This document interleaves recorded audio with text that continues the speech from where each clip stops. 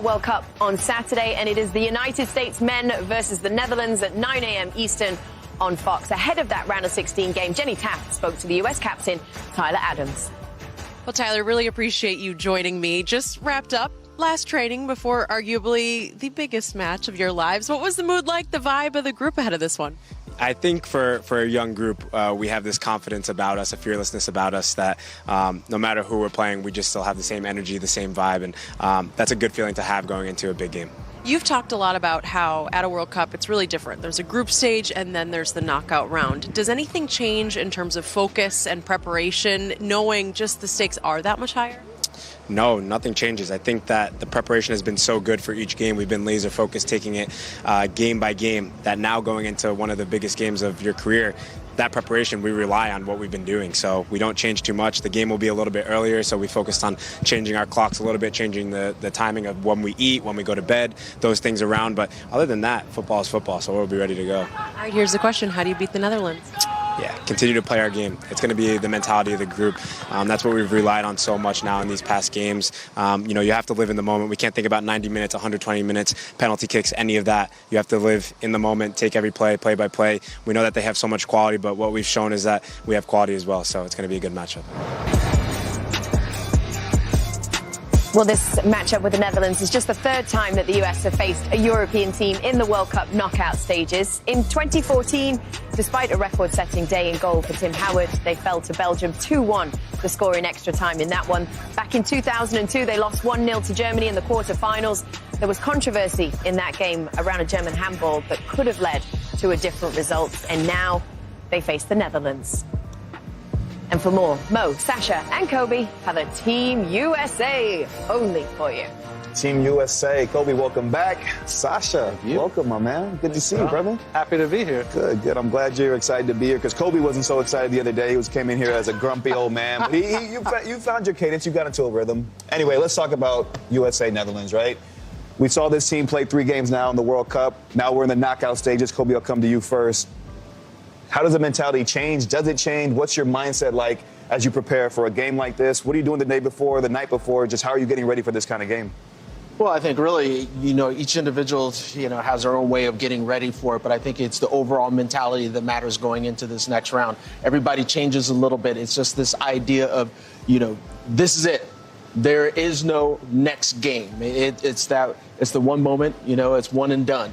So all the players now are going into this mindset that they're willing to do anything. They'll do anything and everything to make sure that they're ready for the match, to basically squeeze themselves dry, so to speak, and they put it all on the line. And like I said, they'll do anything and everything to make sure they're ready. I remember before these big games in the tournament, I'm thinking back to the Confederations Cup 09. I couldn't really sleep before these games, or I couldn't fall asleep at a normal hour. So I'd be up late at night playing cards with the guys, just talking about the game the next day, what we were going to do, how we were going to score, how we were going to celebrate, just trying to get that positive mindset. No, I think you're right. You're both spot on. And the one thing that stands out to me is I think sometimes people forget that it's not just the 11 that are starting in that game who need to be mentally locked in and tuned into this game. That goes for the subs as well. I think back to 2010, and I went through highs and lows during that tournament, starting some games, not starting some games. When we got to the knockout stage, I thought I was going to start that game. Disappointed that I didn't get the start, but I had to be locked in mentally because my name got called 20 minutes into that game. So the role of subs, I think, will be even more vital than maybe in the group stages. Now that we're in the knockout stages, just making sure that they're prepared to come on. And with that being said, who are some guys that you think might have a significant impact off the bench as we prepare for this Netherlands game? Well, it depends how the game is going. I think back to the last game against Iran, I thought Walker Zimmerman, when he comes in, was amazing. And I know he was very disappointed to not get the start after playing pretty well in the first 2 games. But he showed an awesome mentality, came on the field, cleaned up everything, won every header. So I think he's another guy, if we're winning against Netherlands, he'll get subbed on again when we go to 5 in the back, if he doesn't start. I was going to say, so you don't think he's going to start? I don't know. What about you? Who knows? Not if he's going to start, but I'm saying who do you think who's a player that you've kind of locked in and said, I want to see him off the bench at some point. I want to see him get some minutes because he can change the game for us. For me, it's Kellyn Acosta. I think Kellyn Acosta can really help out in the midfield because I think this midfield puts out so much energy that there's probably going to have to be a change at some point. I think he can also help you on set pieces, which he's been fantastic at, not only direct to goal, but also off of the surface. And also, Kellen's another guy that covers so much ground, and he's not afraid to get stuck in on a tackle. So I think that's someone that's going to be able to help him. And I think as well, Kellen is good in dropping back on top of the center backs if necessary. And looking at the two strikers that this team has, I think that's going to be very important that there's extra help in the center of the park. So how's this game going to look? Like, what do you think Greg's approach is going to be? Is going to be similar to the England game? Like, what's it going to look like? How do they get the 3 points? How do they advance to the quarterfinals? Well, I think this is a team that's been aggressive, to begin with. I think they've been attacking. I don't think that changes. I think this midfield is going to have to win the ball centrally, attack into those wide spaces, try to get behind their wingers. They're playing 3 in the back. That's where the space is going to be. And that allows us to really, like that buck. It's coming back for more. There's a lot of them, but allows us to play to our strengths, when you have, Pulisic and our outside backs getting forward. You agree?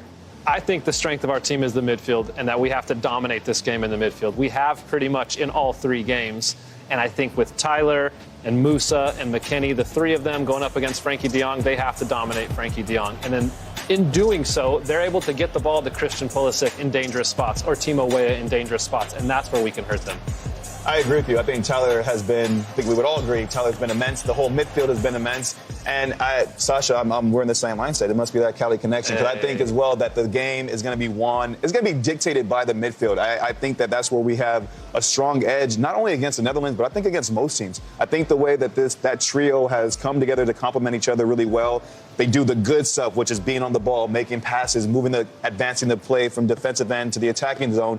But then they're also scrappy. They're dirty. They know how to play. They have that sharpness. They have that winning mentality, and I think that gives us an edge. So I'm looking forward to that. I guess just one final question is, we talk so much about this team being the underdogs in certain matches. Personally, I think they's guys they're ready to shed that tag and say, no, we're the dominant team. We feel like we can beat anyone. How do you feel about that? When I watch Tyler Adams speak, I don't think he fears anybody. And I think when he exudes that confidence, the rest of the team will feel like we can go out, we can play Netherlands just like we played England, and we're better than them, and we're going to show the world today. So I don't think they fear anyone. It's really exciting to see as a U.S. fan. Look, I've been to a lot of different games, and all of a sudden I have a lot of legends of the games that are coming up to me talking about I'm excited to watch this U.S. team. And they are looking at this U.S. team as not being an underdog anymore. They're looking at this U.S. team as being a dominant force. Love that. I hope we see that tomorrow. USA versus Netherlands. Let's get the job done. Move on to the quarters. Kate, back to you. Thank you. All right, Chad, so give me your player to watch in this game. Who are you going for? All right, the player to watch is most definitely Weston McKennie. And for those of you at home that don't know the importance that Weston McKennie means to this U.S. men's national team, think about Weston just being our Joe Burrow, our Patrick Mahomes, or Josh.